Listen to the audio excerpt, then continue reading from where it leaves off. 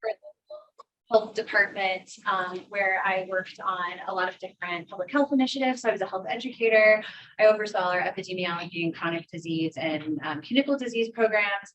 I was a division manager, I was assistant health director, and then I also helped oversee our safety and training programs for our city utilities. So I worked there for about 12 years before coming to BYU, Idaho to teach in the public health program. I'm just really grateful for the opportunity to be here and to learn what's going on out here in the Idaho Falls area and across the state of Idaho. It's interesting to kind of compare and contrast what was happening in Missouri to some of the things that I see happening here in Idaho as far as public health initiatives and things. But I wanted to share one of my favorite public health quotes with you guys. I actually saw it for the first time when I was at the Kansas City, Missouri Health Department. I was there for a lecture, and they have this quote up at the top of their auditorium about public health, and I think it's just really important to understand the value of what we have to contribute. It says healthcare is vital to all of us some of the time, but public health is vital to all of us all of the time. What do you guys think about that? Why do you guys believe that public health is vital to all of us all of the time? Yeah. I work in a clinic, a little clinic, the best rural clinic in Idaho, I might add, in Challis, Idaho, and we're it for the area. The closest trauma center is here in Idaho Falls, which is about 2.5 hours away. And we have about 1,000 people in our community. And in our county, we have probably 500 people on Medicaid, which is a huge amount. Yeah. If we don't keep our community, our public, our tribe, whatever you want to call it, healthy, the long-term cost, not just emotional for the family or for the community, but the long-term cost for taking care of these people, if we don't take care of them first, is tremendous. We're talking care flight to major hospitals. We're talking in-home care when we don't have in-home care services. I mean, it's a snowball effect.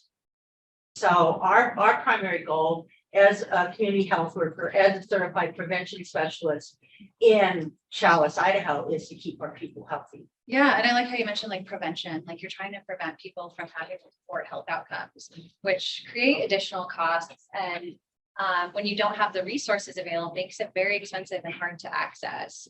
Yeah, that is very important.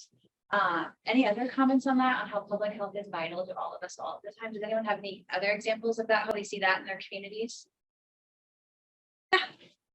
Just when I heard you say that, it reminded me of Martin Luther King about the injustice anywhere is justice everywhere, really. And so it just reminds me of the importance that one person being healthy isn't as important as the whole community. But it's the same. The whole community's health is dependent upon that one person's health. If one person is really ill, whether mentally or through substance abuse or anything like that, they're going to affect everyone else in the community. And so it's all interrelated and interdependent. Yeah, definitely. And also our environment and what we have access to really impact our health outcomes. So I love that. Any other comments on that? Okay. Okay, I want to share a short video. It's about 4 to 5 minutes long. And I was actually at a conference. This was probably like 5 or 7 years ago. And Dr. Iden was speaking. He was, at the time, he was the head of the California Endowment organization in California. And he came to the Kansas City, Missouri area to be a keynote speaker. And he shared this video and talked about it. And I just love how it demonstrates kind of 2 storylines of 2 women living in 2 communities right next to each other, and 2 zip codes right next to each other, just how the circumstances in the community directly impact opportunity to be healthy. And so I'm going to share the video, and then while you're watching the video, I want you to think about these questions. What public health issues would you want to address with the people of Beeville? And then we're going to get into small groups or with someone next to you and discuss what issues you think are most important, their cause and effects, and how you would advocate for them. And then what partners would you bring to the table to collaborate with to address those health challenges? So I want you to kind of be thinking about what health issues are you identifying? What would be important to address and why? And how would you advocate for those underserved populations? And then who could you bring to the table to collaborate to address those health issues? And so I'm going to go ahead and pull up.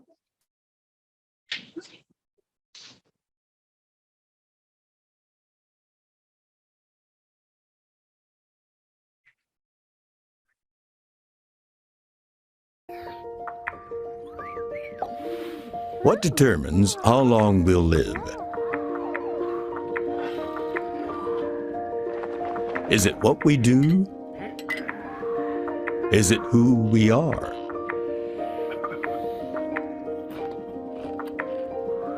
Actually, when it comes to predicting how long you'll live, your zip code is more important than your genetic code. Here's how this works. Meet Deb and Maria. They both have jobs, they're around the same age, they're both married, and they both have 2 kids. Deb lives in A-Town, while Maria lives in B-ville, less than 1 mile away. They're similar in so many ways, but here's the thing. On average, residents of B-ville will die more than 15 years sooner than the residents of A-Town. Why? Because where you live is about more than just your address. It's about your opportunities. For example, Deb and Maria's access to healthy options is really different. In A-Town, Deb's family is surrounded by healthy food options, including farmers markets, specialty shops, and grocery stores. The air in A-Town is cleaner and fresher, and there are lots of safe, clean parks where Deb can exercise and her children can play. A-Town has good public schools for Deb's kids and easy access to emergency and preventive health care. On the other hand, B-ville has broken, badly lit sidewalks, and the parks are unsafe. The air is filled with truck exhausts from the nearby highway. And for food options, Maria's only choices are B-ville's many liquor stores, fast food places, or convenience stores. The schools in B-ville are overcrowded and undersupported. And even if Maria can get her kids into better schools far away, she needs to figure out how to get them there without access to a car. So for Maria, having to juggle so much to find healthy options can be an overwhelming source of chronic stress, which is a serious health risk factor. In fact, for all the residents of B-ville, chronic stress drives health problems like obesity, diabetes, asthma, and heart disease. How did A-Town and B-ville get so different? Well, in many cases in cities and towns across California, the root cause was racial and economic discrimination. Over the generations, poor white people and people of color were pushed to less desirable parts of town. Where banks refused to lend money, businesses left, jobs too, schools declined, and the neighborhood crumbled. Everyone who could move away did. And what's more, when communities like A-Town and B-ville are so unequal, B-ville isn't the only one that suffers. Because it turns out that not only is your zip code a predictor of how long you'll live, so is what country you live in. Countries with the greatest income inequality have the lowest life expectancy. So even Americans like Deb, who are white, insured, college-educated, and upper income, die younger than their peers in other countries. In fact, our life expectancy is 43rd in the world, and that number is slipping. In the end, our biggest health risk may actually be inequality, and extreme inequality hurts us all. So what do we do? Well, if we're all going to be healthier, we don't just need to help the folks in B-ville beat the odds. We need to change the odds for everyone. And that's what we're doing. There's a movement happening. We're Californians. We don't follow. We lead. We are building the power to make health happen in communities across the state. We are coming together to build one California, a smarter, more inclusive and equitable state that creates health and opportunity for all of us. Join us. To learn more, visit Building Health. Okay, I love this video. I think it does a great job sharing some of the conditions that can exist in a community that can result in various opportunities for positive health outcomes.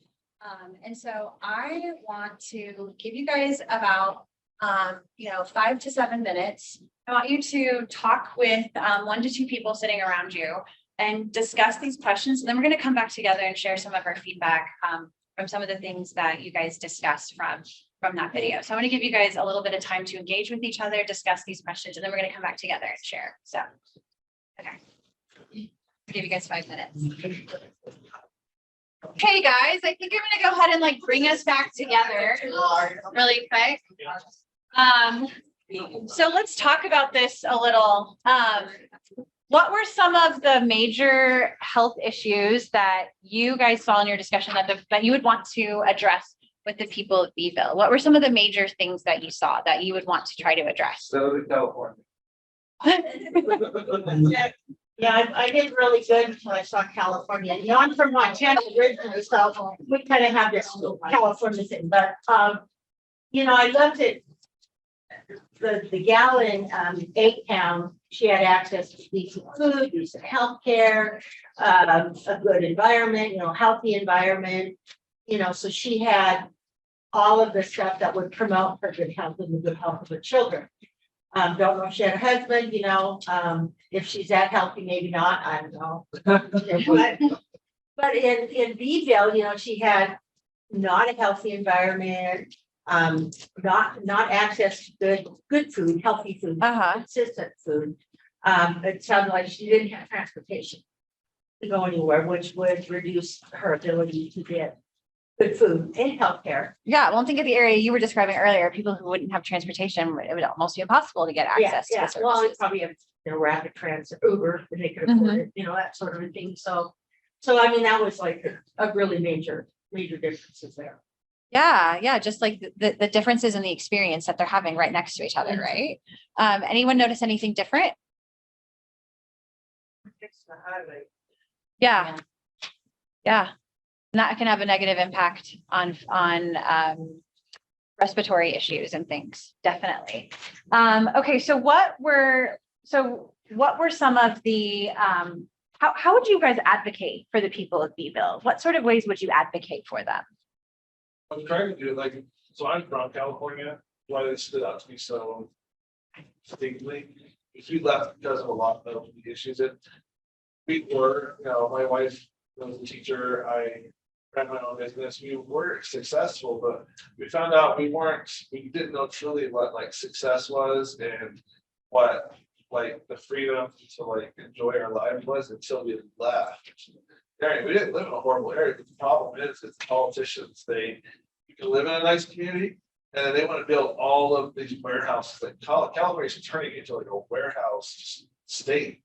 And so you could live in a community that was built in the late 70s. And now all of a sudden there's 5 billion square foot warehouses that will be put in your backyard. You literally went from seeing the mountains to seeing a massive wall of warehouse. We really need to look at designating what is a place where we're going to have. So we need trucks and traffic and stuff. We need the stuff to get things across the country, but we need to put it in everyone's backyard. We understand there's a movement to try to restrict and to have more zoning and restrictions around where those placements. Yeah, those people are doing the job, but I don't think they're doing it well because they're making it an all or nothing conversation. That we need these. I mean, we saw with COVID, with the pandemic, that when it hurt our truck industry, our stores got really empty. So clearly, we need the ability to move these goods back and forth across the country so people can have the good food in their stores.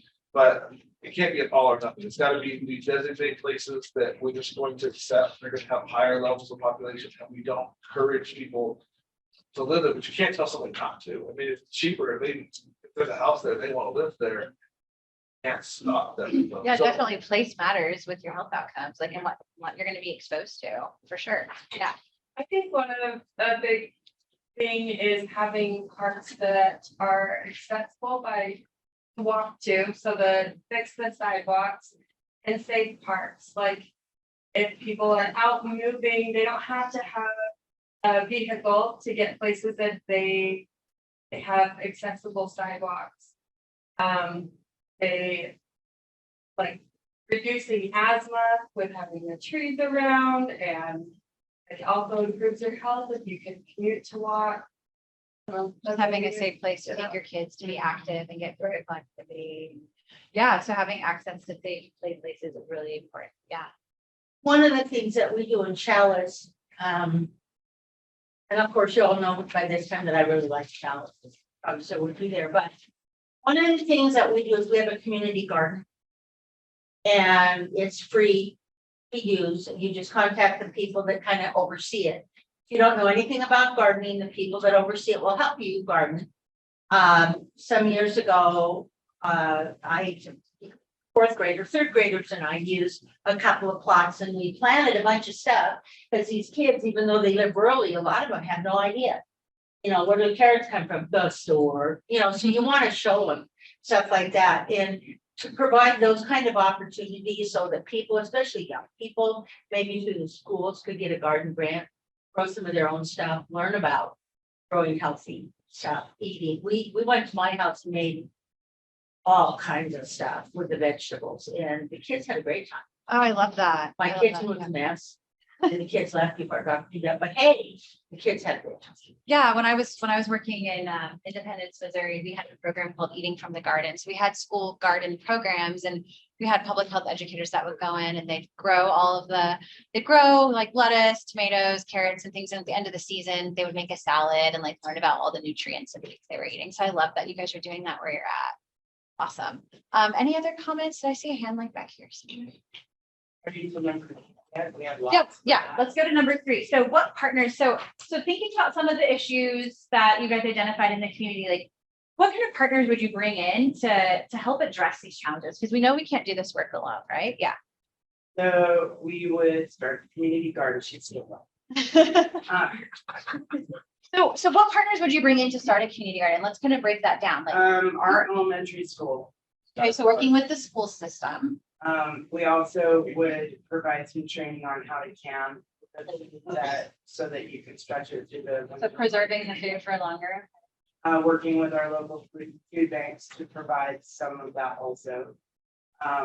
Speaking with the bus stations to see if we can get a route to healthier grocery stores in AG Talent. Getting together with churches who may have vans that could take people to appointments. Getting, volunteers going to just take people across like maybe twice a week or something. Helping with transportation. Like Yeah. set schedule so that they know exactly when they're going. Boys and girls clubs, get one of those started. Start a coalition where you get advocates from the grocery stores, churches, any leader in the community working with the city council. Maybe we can even work with the grocery stores where like once or twice a month they would come over and sell stuff to the town. And then also like working with the library so that we could start a like satellite clinic from A town to where they had a satellite clinic in B town, like maybe the library, so we need to go and get better. Yeah, I love the idea of a library that they have so many community resources and it's a gathering place for the community. So I think that those are some great different sectors in the community that you can work with to help address some of the issues and kind of bring everyone together collaboratively so that you're not trying to do it on your own and you can stretch those resources and opportunities. So did anyone else have some other comments? You have something? Well, I think that's way that you can like collaborate with others to address some of those health challenges. The biggest thing is the food deficit and and living in one of those, what you have to do with the community is you have to continually show up, even developments, decisions are being made at your city level, and you have to continue to let them know what you want, because the city that we left in California, you were told forever, we could never get a farmer's market, never get a Sprouts, everybody wanted a Sprouts. Fast forward today, they have Sprouts. but it was constantly like, That didn't happen overnight. the city does a survey, you have to let us know over and over again what you want. You're not gonna get it overnight, but you eventually will get it if you really want it, and if you continue to remind those, and vote smart, vote for people that are going to. If you want a certain type of town, vote for the kind of people that are gonna listen to the community, not they're gonna give you what you want, but they're gonna listen to you. That tends to be a little more, that works out better, because instead of just listening to one or two people's voices, the collective community, what's best for everybody, those types of people tend to be better for your town or city than someone's just gonna listen to a couple loud voices. Yeah, I think that's really important that you mentioned the importance of being like an engaged citizen and getting your citizens involved in the political process, because they have a lot of power and influence in the community to be able to make those changes. Kind of piggybacking off of that, my last community, I started a social media kind of blog community for everyone to get together. We had faith and action groups from different organizations, different churches. We had municipalities that would participate. We had businesses that would participate, and the biggest goal was just to get the actual citizens themselves to get very involved and advocate for the health of their community, to take ownership, keep the parks clean. So we do community service days where we clean up certain areas at a time. Everybody would come together and they would pull resources if people needed things. We did a community garden. It was kind of the central hub that we had where everybody could check in. As soon as somebody came in the neighborhood, they were encouraged to join that community. And that's where they kind of learned about different services, programs that were taking place, and you saw a lot of success happen from that. It's really great. I love that. Okay. So, okay.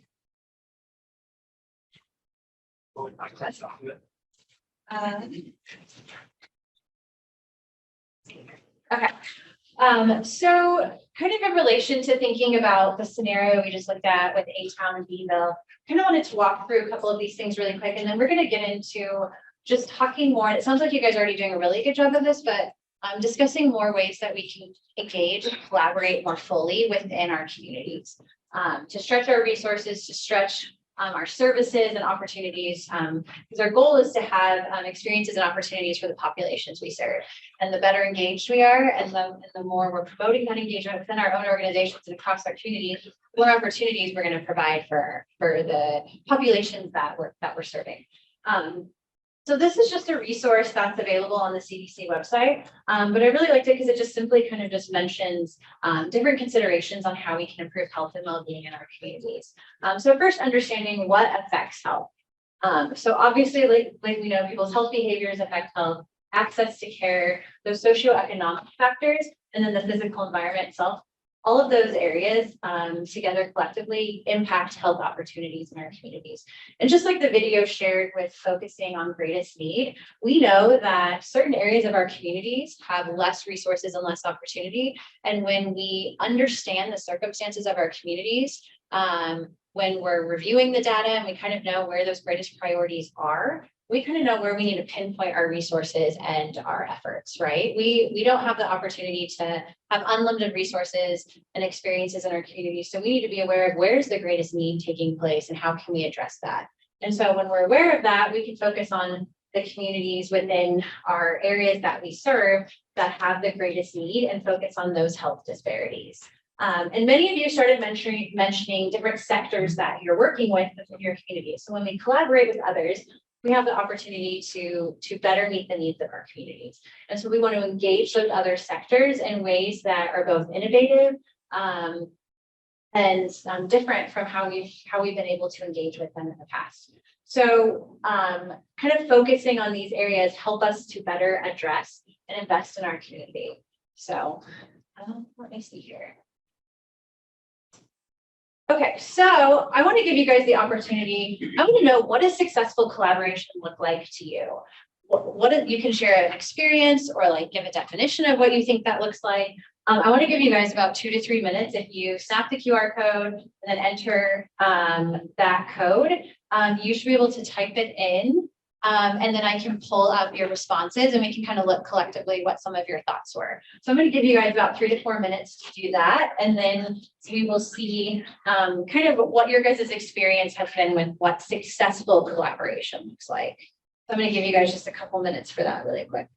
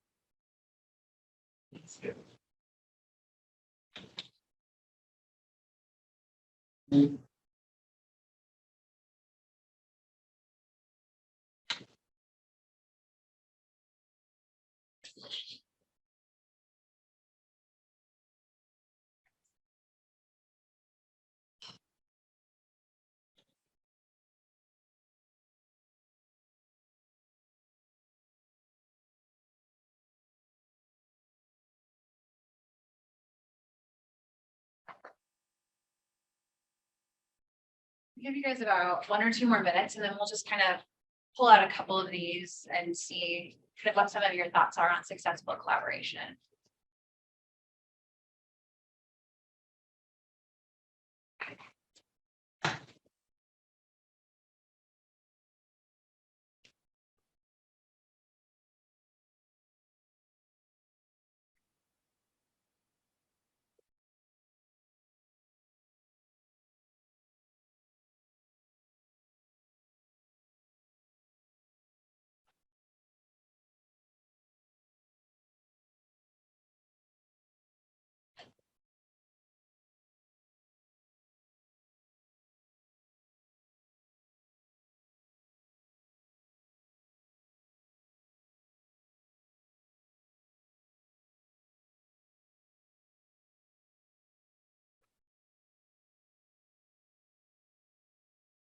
Okay, so I know that there's still some typing right now, but let's just take a look at some of these really quick. Let's see here, having the same goals. I think that's really important.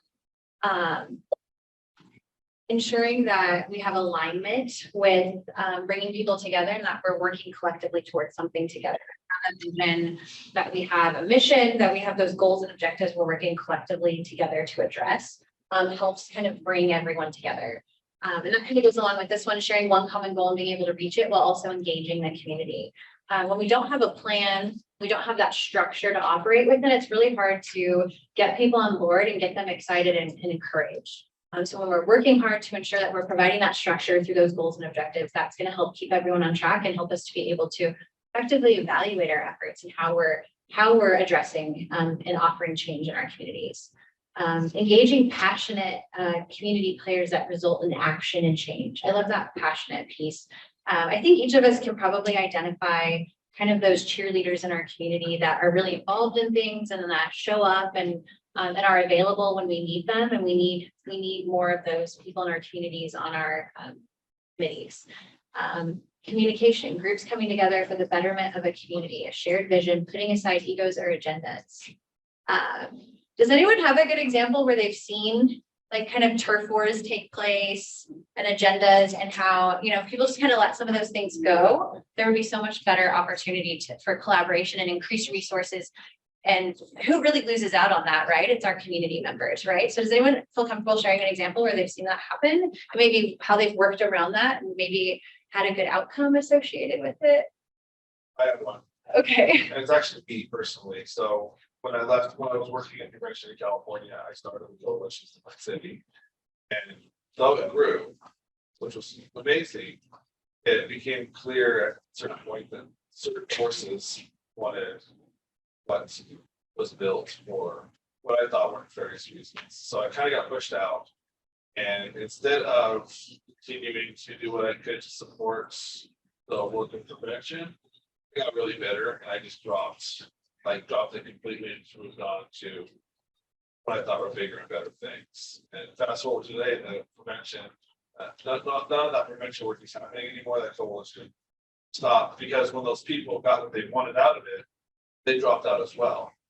And so it didn't help the community, and I could have stuck around, but it would have taken me to swallow my pride and just exist under what I thought were less than desirable circumstances. So now, fast forward today, someone from the community is asking me how we apply for grants and how do we get to start again. What sucks is they're having to start from ground zero rather than continue the momentum that we built over the last 10 years. Yeah, like sustaining those efforts is really important, but you have to have people participating in the process for the right reasons.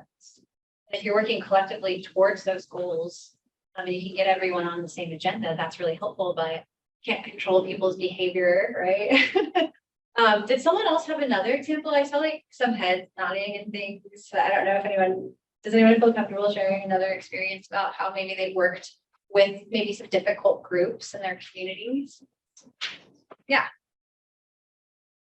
Yeah. Our school district is notorious for fighting us at every step of the way if they don't really want to do. And we do understand because we're supposed to do prevention. And so they, for a long time, wanted to they knew that there was a problem. They didn't want the community to know that there was a problem. And we got a lot of pushback when we were trying to bring that to focus. You have to educate in order to change behaviors. And honestly, we changed that policy by getting Natasha. And everybody loves Natasha. She's not like, she's just everybody's friend and she just kept at it.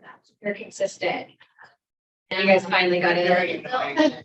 She builds friendships. And so instead of going in like a let's change, let's do, she went in without an agenda. She just went in and started to help them. And now all of a sudden we have our surveys done and we have programs in our schools, and it just took persistency and different dynamics and different personalities kind of hitting the problem from different angles. Yeah, it sounds like a different approach, right? Like showing how you guys can help contribute and support instead of, I think sometimes school districts, I worked with a lot of school districts in the Kansas City area, and a lot of times they saw us as creating more work and more of a load for them, right? But like if we can show them how we can partner and create opportunities that's going to help their population, their students and their families that are part of their district without creating additional load on teachers who are already overwhelmed, then that's a win-win for both organizations. So We are overwhelmed. It's Yeah. really crazy. yeah, and that's great that you're receptive to that and you understand like what situation they're in. And that's part of the process, is understanding where we're each coming from. Yeah. Even when we first started, we had pushback from the teachers at the elementary level. Because, well, I don't want you helping our kids with their homework because we know what we're doing and we don't understand. I mean, there was a lot of pushback, not just the administration. And mind you, when she's saying when we first started, that was like 25 years ago. So this has been just like an ongoing, They're it not- hasn't happened overnight. This has been years and years in the making, but you guys didn't give up. You kept trying. So that's awesome. I love that. Okay, for-profit businesses partnering with a nonprofit to invest. For-profit businesses can have a lot of resources and opportunities that we don't have access to. So I think that's a great way to collaborate. They can provide so much more than usually what we're able to on our own. Partners working together, that's really important. Having buy-in from multiple organizations focusing on prevention strategy that you'd like to be implemented in your community. So having buy-in is really important. That's getting them supported and understanding the direction and the strategy moving forward. I love this, like these terms, like multiple partners, different sectors coming together, kind of getting out of our silos. I don't know about you guys, but when I was working in local public health and we would go to meetings, a lot of times I would just see like the same handful of people at every meeting I was going to. And I'm like, we need to engage different people. We need more people at the table because the people that were showing up, we were working so hard, but we weren't making progress in ways that we could be if we were involving some different sectors that could be more helpful to the process. Let's see, CCI, CEI are a partner for a place to hold this conference. That's, yeah, the College of Eastern Idaho and CCI helps with in-kind donations, opportunity to offer a free conference to their staff. Yeah, just like how we share our resources is really important. And there's so much opportunity for that. It doesn't have to be something super complicated. It can be something simple, and that can be how a relationship develops.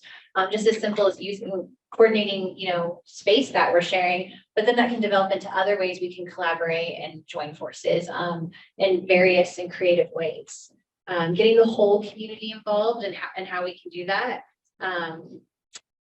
Not being able, more or less important than others. So making sure that our thoughts are being valued and that we're understanding kind of the circumstances people are coming from and building the community up. I love this inclusion, not hand selecting always who we collaborate with. And I've seen that happen a lot. But there's efforts to just kind of go through almost like the appearance that we're engaging in the community, but there isn't really any true progress being made.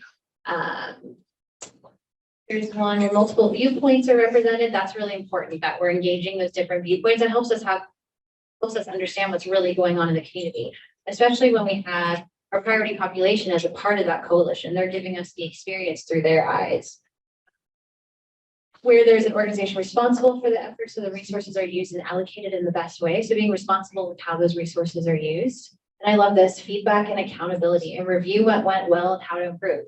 Like so often we put programs out there, we put initiatives out there, and there isn't a lot of effort on ensuring how we can go through that, formative evaluation and things. How are we impacting our programs for the future and ensuring that we're providing a better quality product moving forward. And so pulling in those evaluation efforts are really important. And that does give accountability to our stakeholders, to our funders, to our community members, having them understand and know how successful our programs are and what we can do to improve those programs with their input and their involvement in the programs.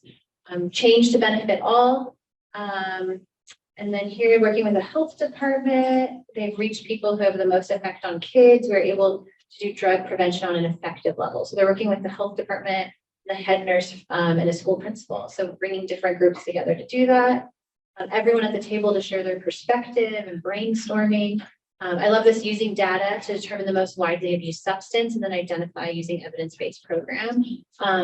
That's perfect. That's what we want to do, right? We want to look at the data. We want to know what's going on. We want to have a good picture, and we want to get our populations on board and then use those evidence-based strategies to help address those problems in our community. So these were all really, really great examples of successful collaboration. So thanks so much for sharing those with all of us. Okay, so was it Natasha? Okay, so like it was mentioned, like the relationship, right? Relationships are so key on getting work done. I know we mentioned like sometimes like turf wars exist, our own egos, maybe things aren't going according to plan. How we engage with the other groups in our community and also with our priority population that we're working with is so important. Kind of building that credibility and trust in communities. If we don't have trust in our communities and we're not seen as a resource that's valued, we're going to have a hard time getting people on board. Both the populations we're trying to serve, but also other organizations to collaborate with us in ways to help stretch and further our mission and resources. And so we really need to focus on how we're engaging with others. And I love the example of Natasha, and then I'm sorry, I don't know the one who's next to you, but you guys kind of talked about 25 years in the making with the school district and how that's changed and evolved over time, but you guys didn't give up. You changed your approach. Kathy used to work for the elementary for years, and I was a behavioral interventionist at the high school. And that's where I felt so the kind of school. Yeah, so you guys already had experience within the district, so and that probably really helped and kind of already helped you be like a trusted trusted professional in the community. And so, so this is a really important piece to what we do, and that's going to help broaden our experiences, our opportunities, further our resources. Relationships are absolute key. And I think, we have to be mindful of how our organization is viewed in the community. How is it perceived? What does the community think about it? And how are we telling our story? How are we telling our story of what we're doing, how we're engaging, what services we're offering, and how are we demonstrating the value we bring to the community? Do people see us as a valuable resource person?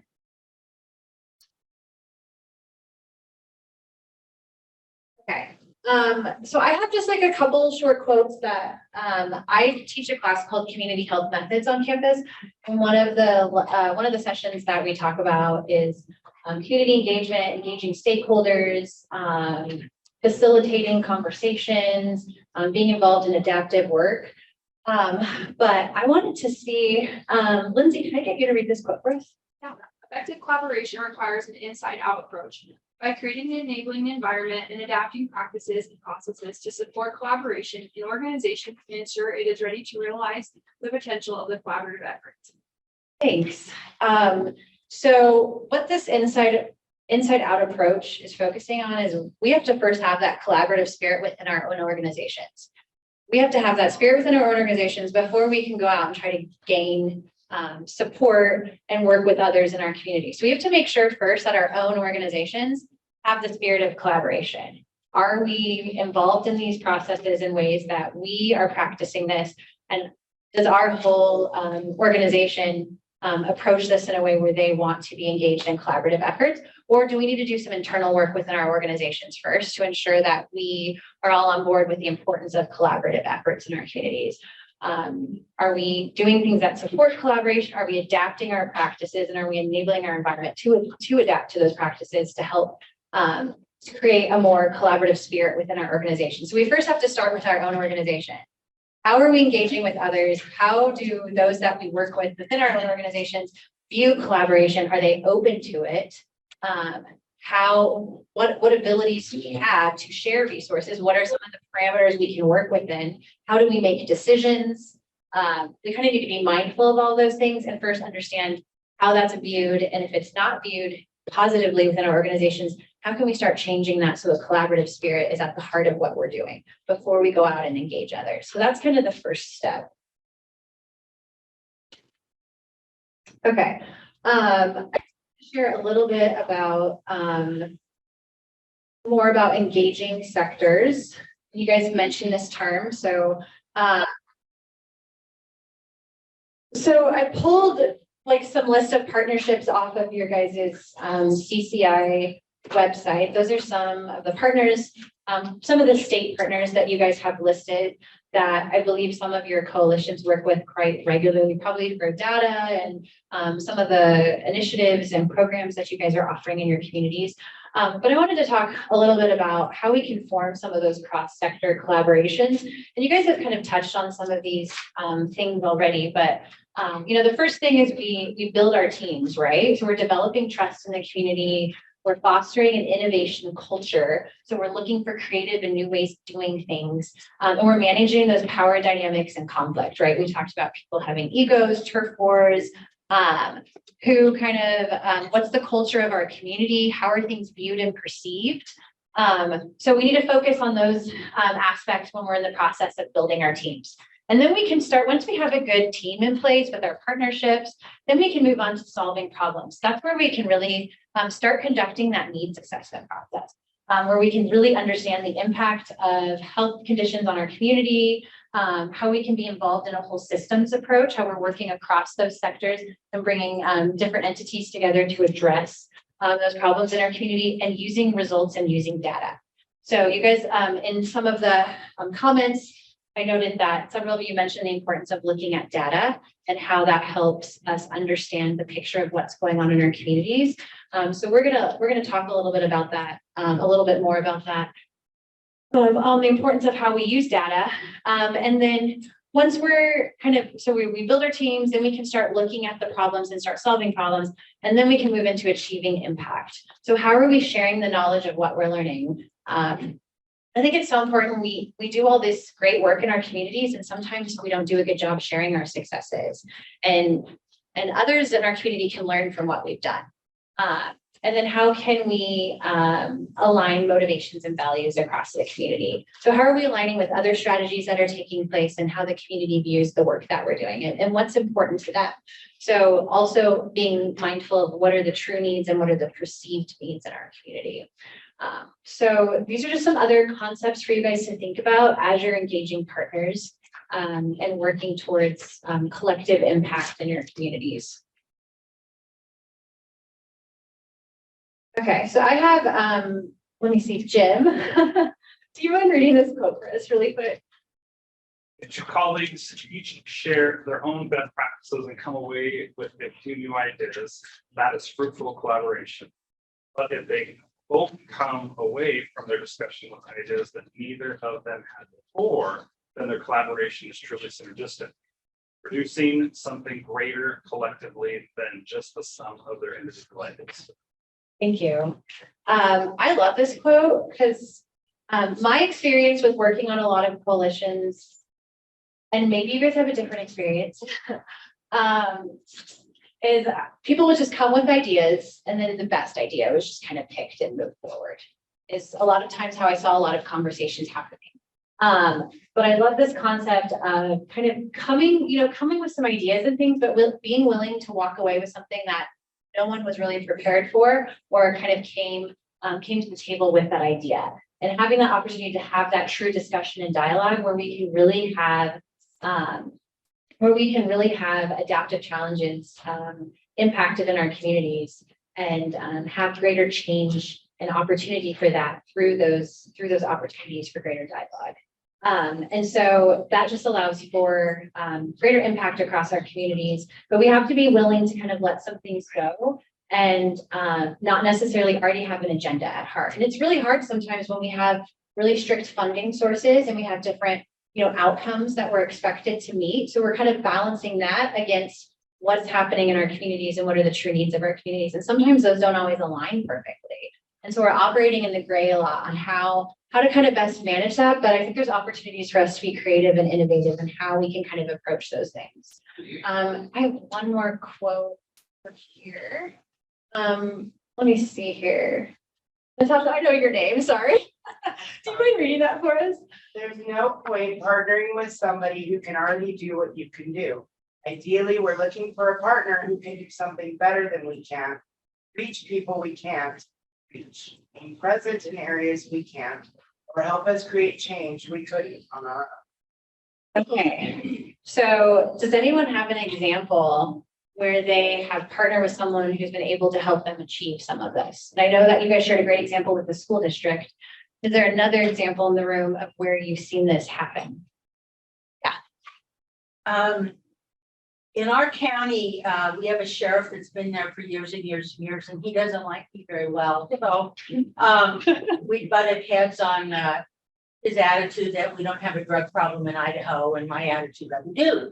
So about 10 years ago, I reached out to Captain Chris Wadick, who is the regional ISP captain, and he has helped me tremendously. I will get a hold of him and say, hey, I need a trooper to help me with this event, or I need someone to come in and do this for me. And last year, our group that always does food baskets for Christmas decided not to do them after 20 years. Wow. So I got a hold of Chris, and he brought in 36 food baskets with fresh food and everything for some of our families. So, those are things I couldn't do. I don't have the resources to do that.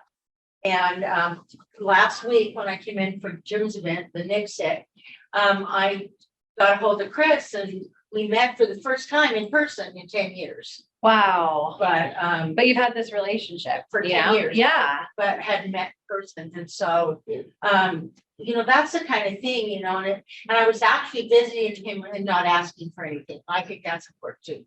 Just keep that relationship and not just only get a hold of him when I'm asking for something. Yeah, I think that's so important that you mentioned that, because we can all tell when we're being used, right? Like, oh, they're only reaching out because they need something, right? But like truly developing like those friendships, right? And really getting to know individuals that we're working with and know the circumstances that they're within. And we're going to be more willing to help each other, right? Because we're more understanding of each other's needs. So I love that. That's such a great example of how you're just able to do more with the help of others. Anyone else have any other examples? One more example, maybe? Where you guys have seen a partner kind of come through and help you guys achieve things you wouldn't have been able to do on your own? Yeah, Lindsay. Yeah, CCI, so this last year we were able to partner with the school district in Region 5, so in Cajun County, and we are not able to do any direct programming at CCI. We kind of work for everyone else, and so it's hard for us to get the youth in front of us, but obviously the school district's able to. So David and I like to really partner with the school districts because we have these great presenters who we want to get to the masses, but when we're trying to organize it ourselves, maybe it's not quite as successful. But when we do it with a school district, then every single kid in the school was there. So Yeah, I love that. It just gave you access to a population that you wouldn't have been able to on your own. absolutely. So yeah, those are some great examples.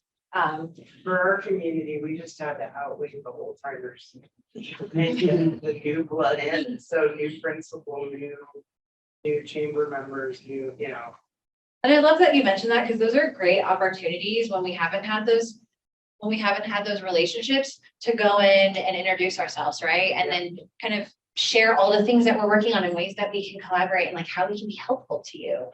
So I love that you shared that because that's a great example to get yourself out there when you see like a change in leadership happen, because that can make all the difference in the world, both at like local school districts, but also like when city council members or county commissioners change. That's a great opportunity to kind of start developing those relationships and letting them know what your value is in the community and how you're contributing.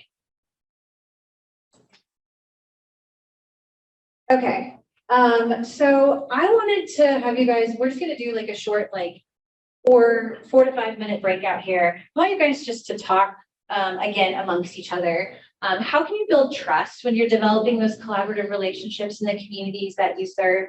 How can you effectively build relationships with diverse stakeholders? So others that maybe you haven't been working with.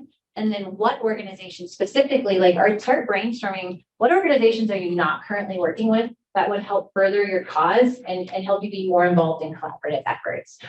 So feel free to talk to the same people, or if you want to, talk to someone else that you haven't before to kind of get a different perspective and see some of the things they're working on. I think that might be helpful too. So I'll give you guys about 5 minutes for that. And then we're going to move on with something else. So I'm going to give you guys 5 minutes and we'll report back.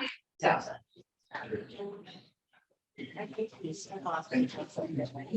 Okay, so.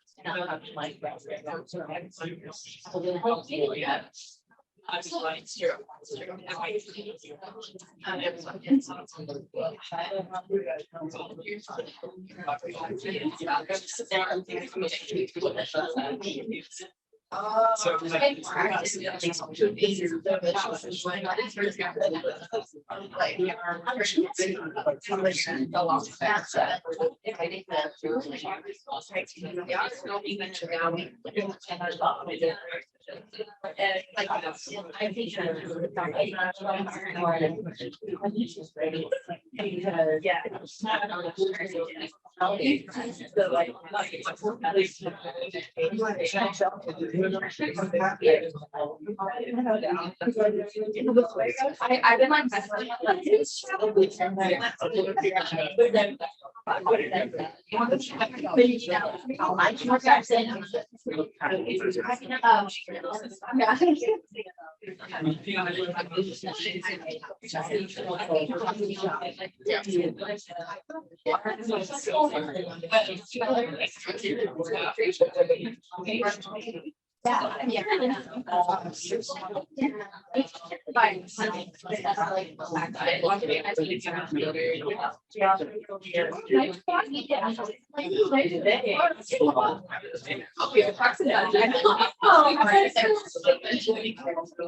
I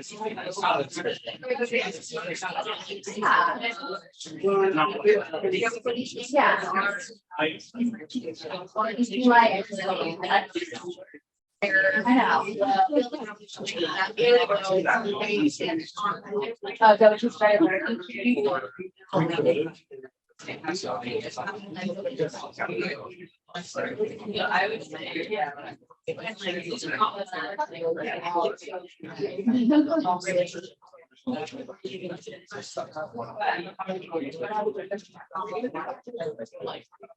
Well.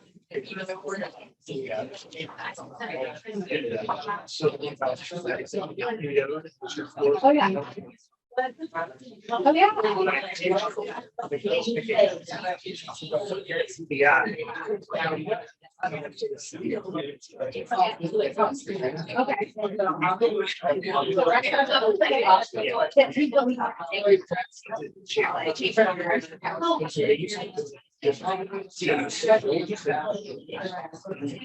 Set up on that. Like on ours.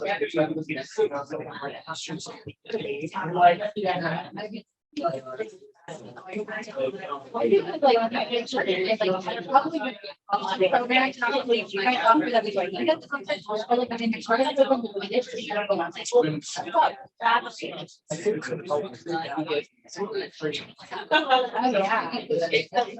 Oh, yeah. I feel like you don't get to actually meet them with that. Yeah, I think that's really very bad. It's unfortunate that. It's our mental. Like, if we're really working, we're all cancer. That's great.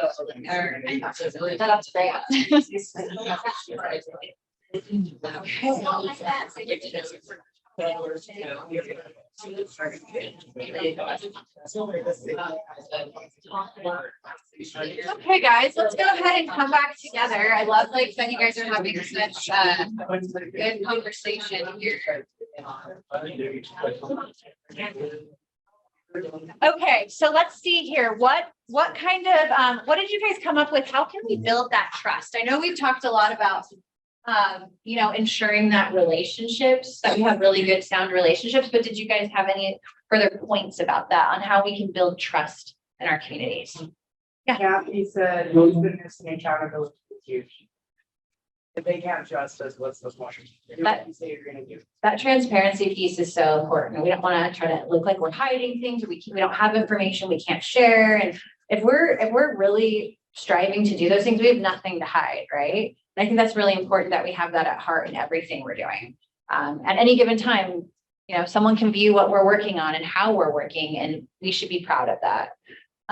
Any other comments on how we can build trust in our relationships and in our communities? Do you guys have any other comments on that? Oh, yeah.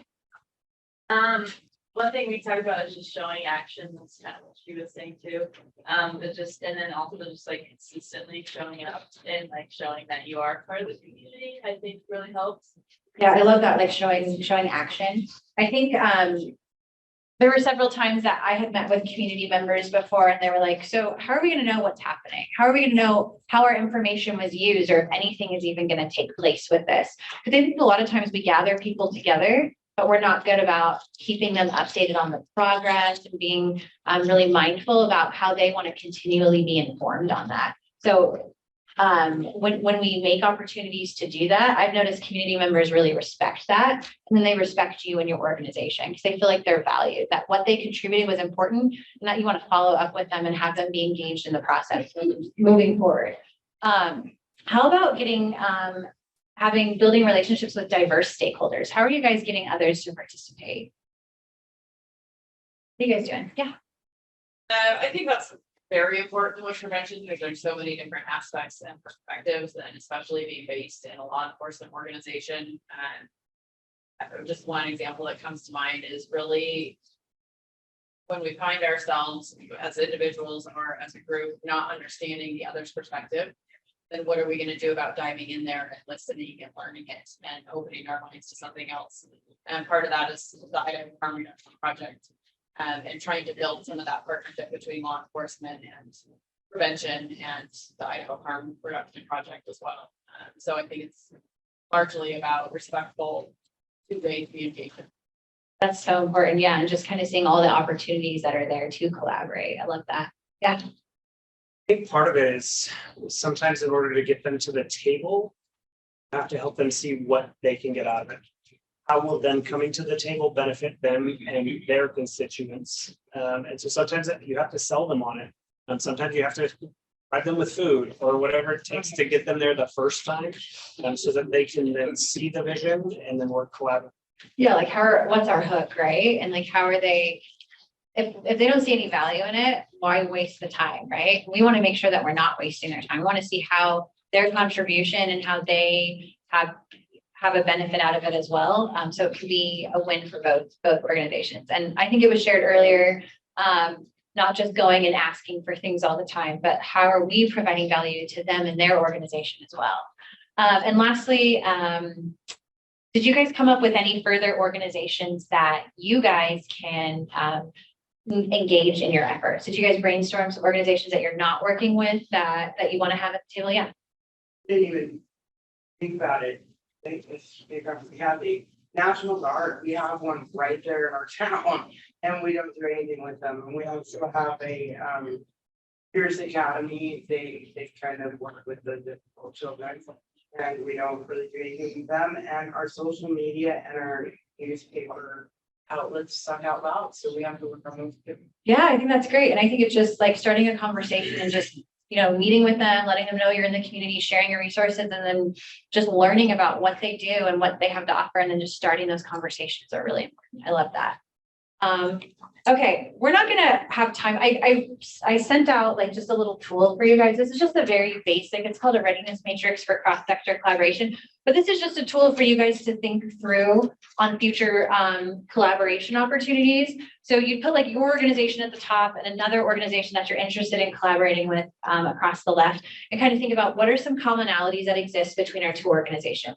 What are some differences? What barriers exist? And where are some areas that we could collaborate on? So that's just a neat exercise that you can do for some different organizations you're interested in reaching out to and participating with, and kind of thinking through that process, especially even with another organization that you're interested in working with. And I think sometimes we make assumptions about organizations without really understanding what they have to offer, or we might have heard from people we work with in the past about a past relationship on some barriers that maybe that no longer exist. And so we might need to refresh those and be familiar with what could that relationship really look like. We know what it has looked like in the past, but how could that change over time, and how can we build opportunities for more collaboration? So that's a tool where you guys can kind of go through and kind of think through some different ways that you can further collaborate.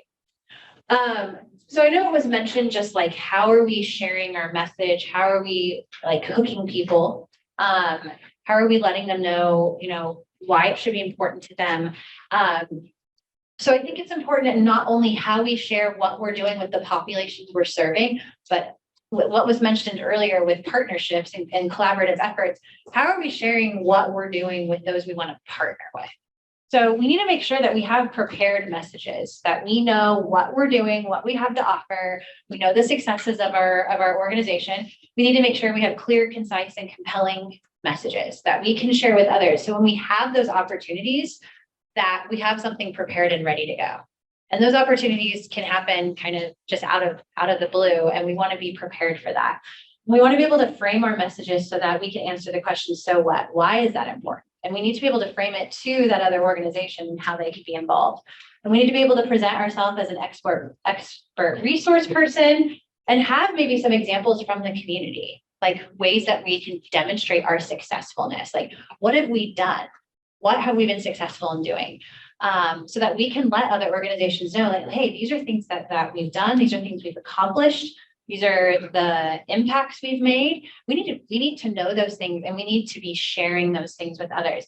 And we need to be confident. When we're following this process, it allows us to be confident. When we don't have prepared messages, when we don't know our impact in the community, when we're not compelling, we're not confident, and then we can't gain the support of others in our community, like our decision makers, like our political figures, our priority populations. We want to make sure that we're following this process and how we're sharing our messages.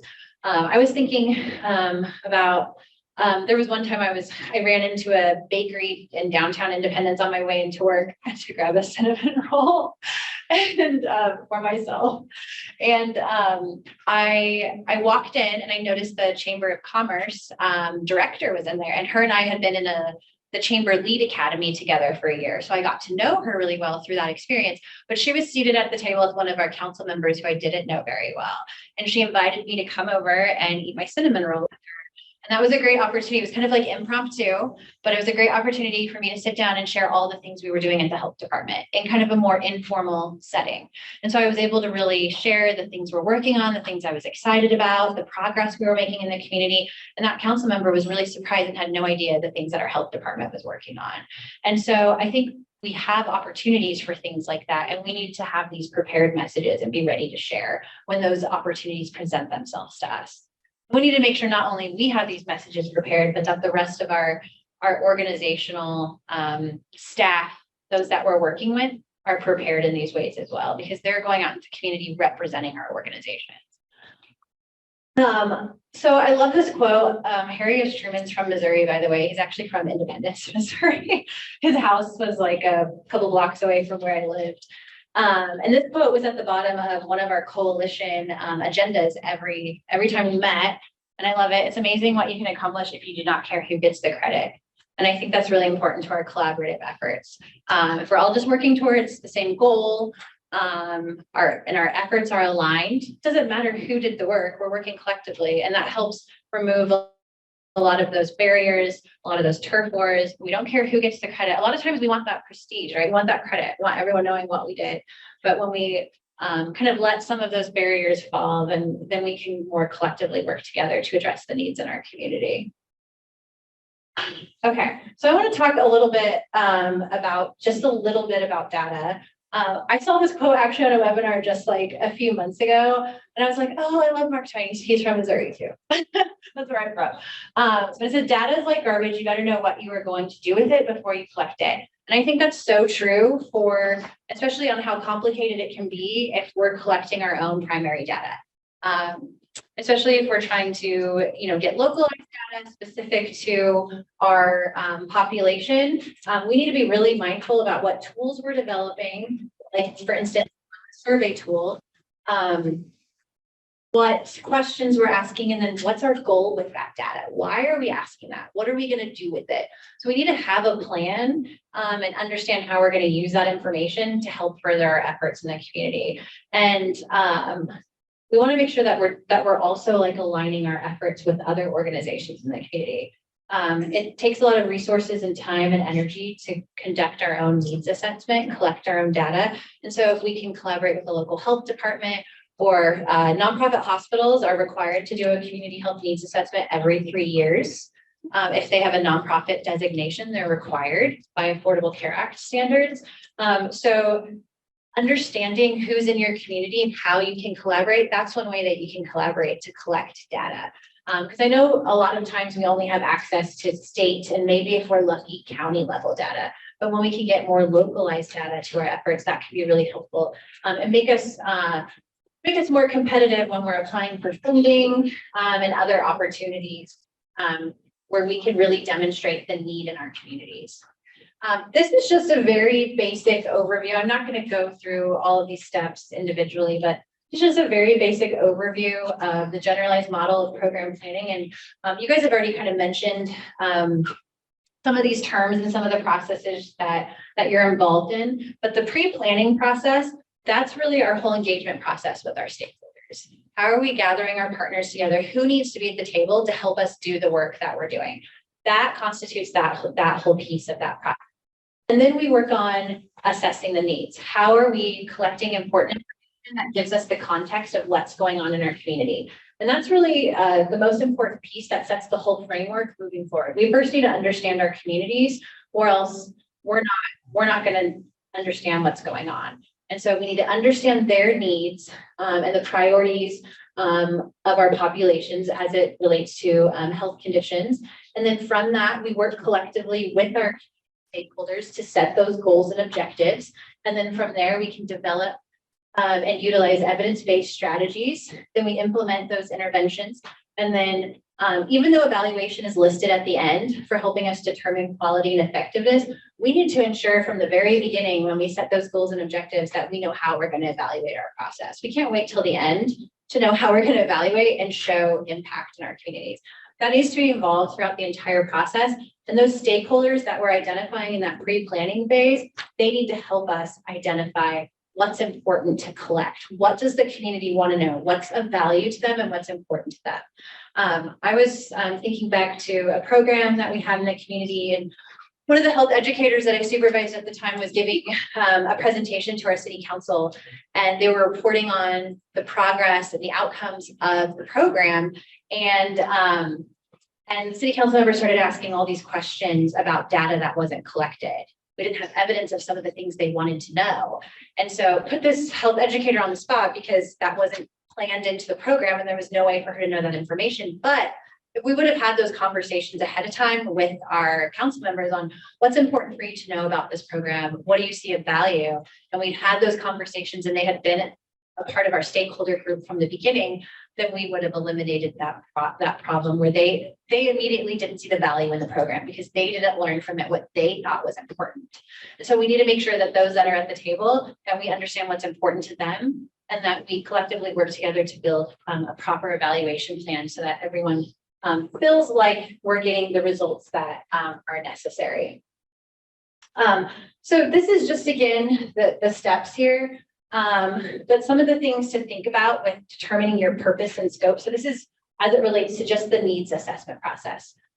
What's your timeline for collecting information about your population? How much time do you have? What process are you going to follow? What planning model are you going to use? Determine the strategic use of the findings. How are you going to use the findings that you get? And how are you going to work with your stakeholders to do that?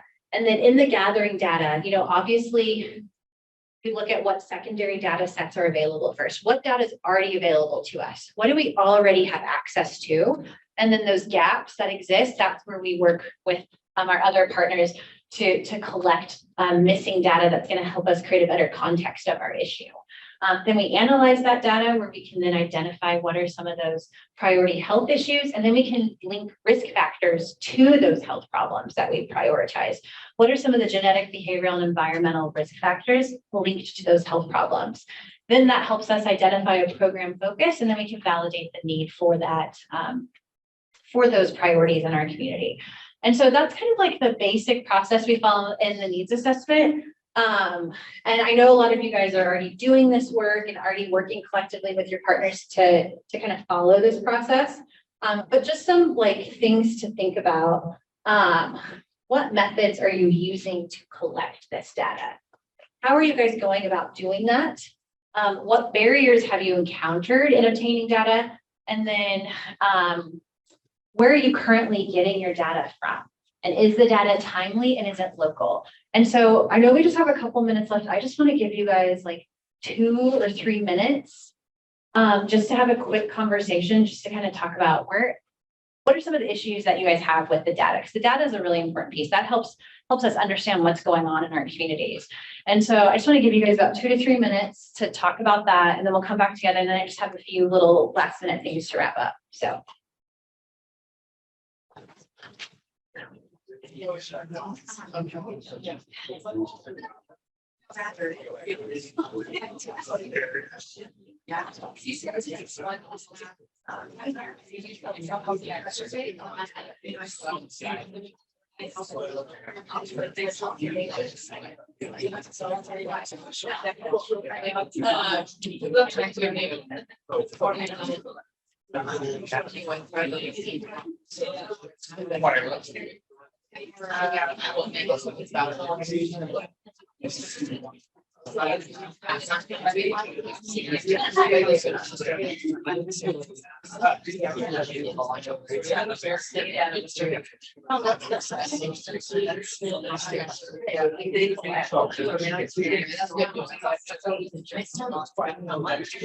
Like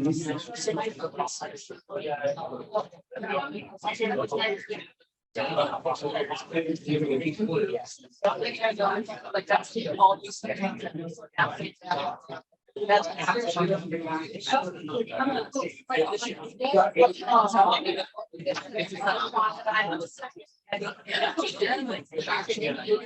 It's so hard.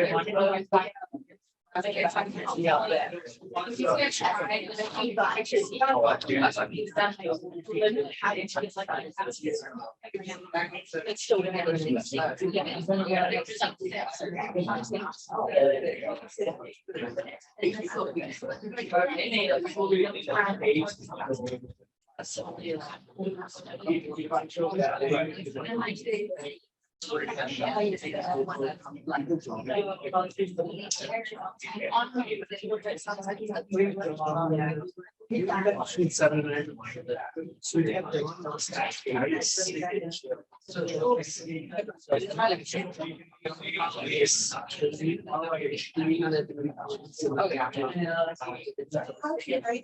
not like.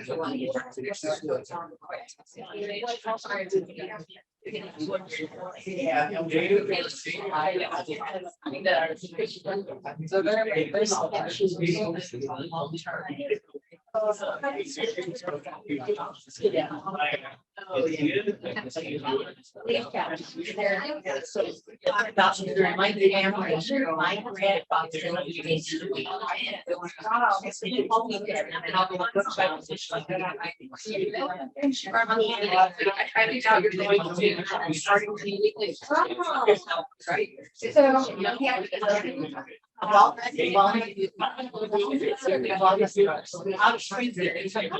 got my. That's why I was.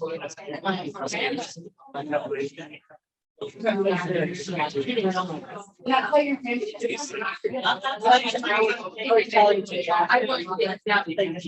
I thought.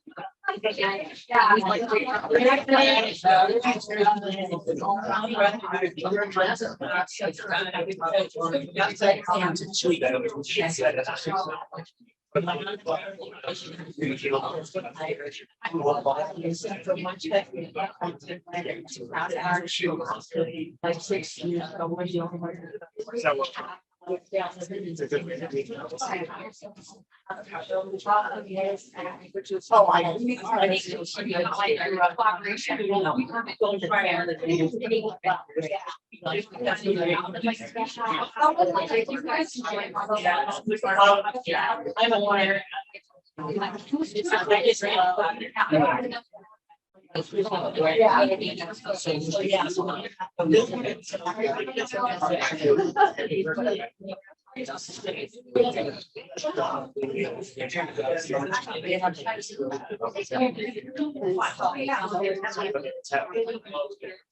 Okay, guys, we have just a couple of minutes left, so let's quickly come back together here. What methods are you guys currently using to collect data? What methods are you guys currently using to collect data? Like, what are some of the general methods you're using? Online surveys. Online surveys, okay. That you're administering yourself Campus. on campus, trying to collect information, okay. What else? Okay, yes. Anything else?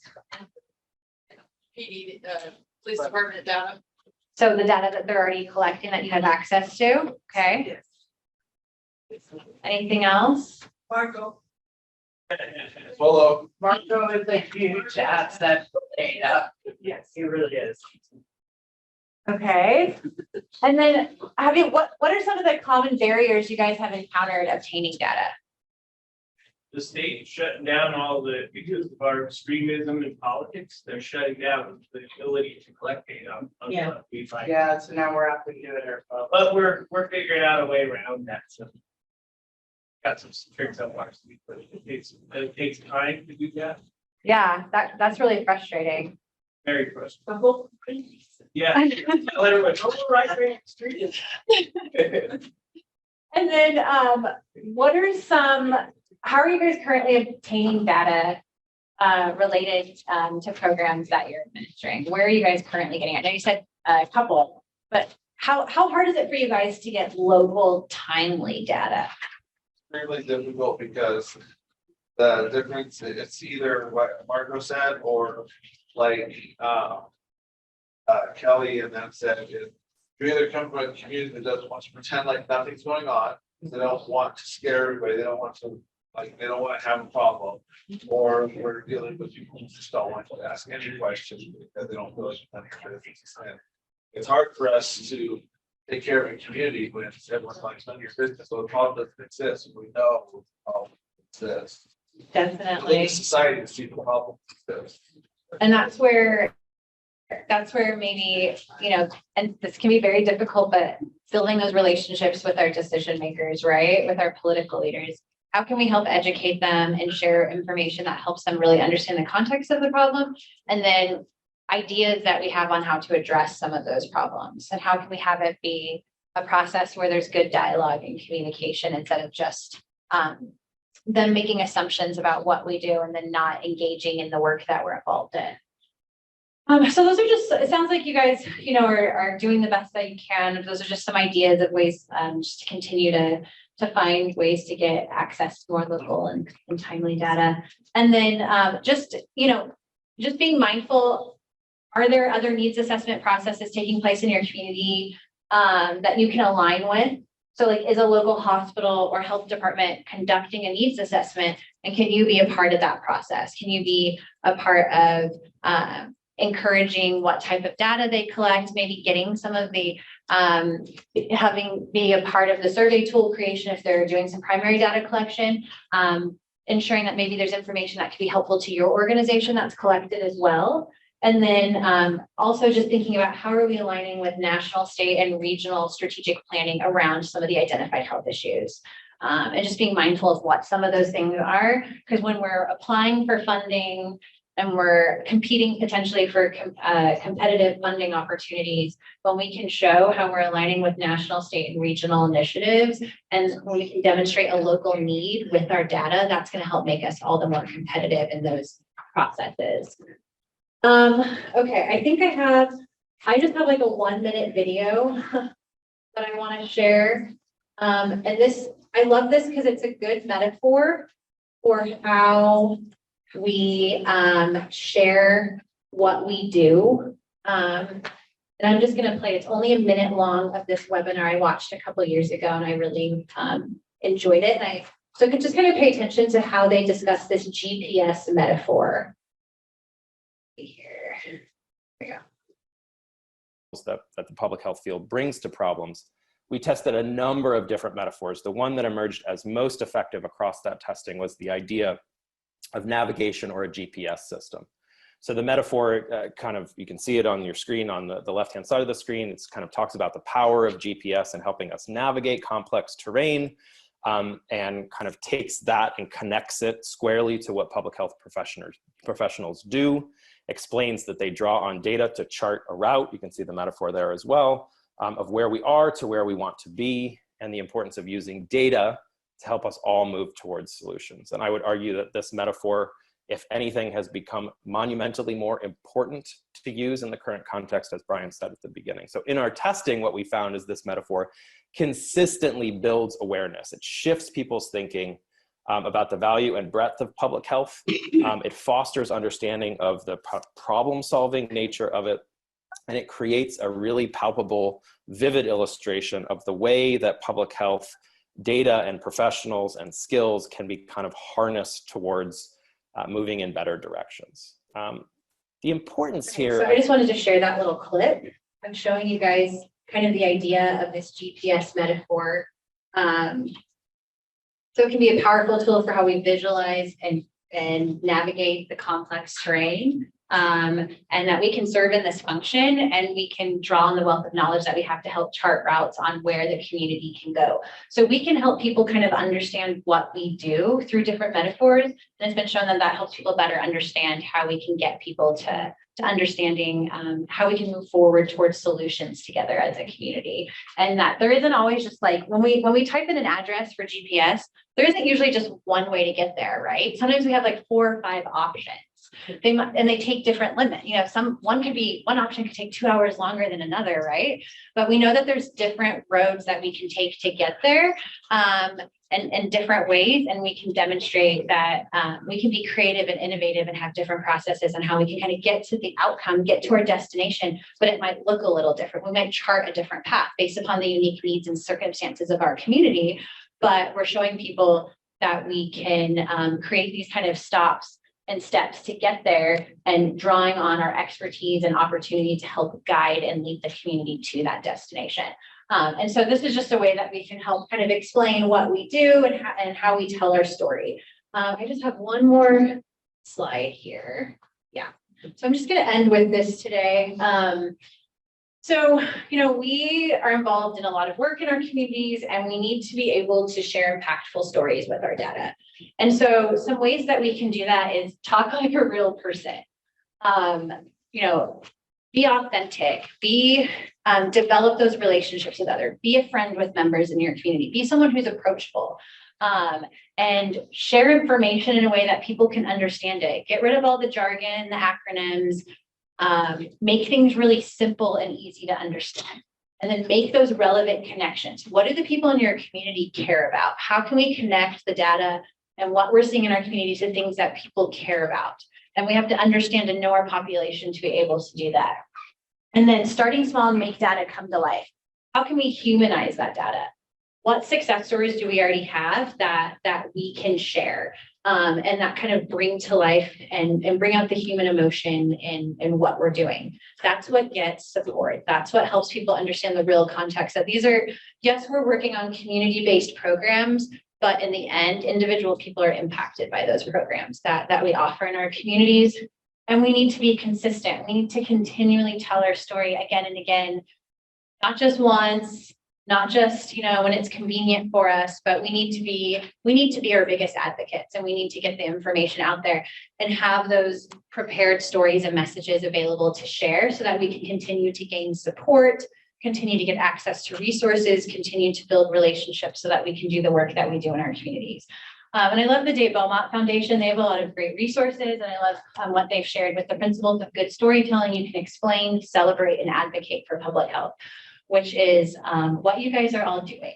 And I just wanted to end, because we're right at time, just sharing, I worked in the public health field for 12 years. So I know some of you have worked in it much longer, and some of you are newer to the field, and it can be very daunting, exhausting, hard work.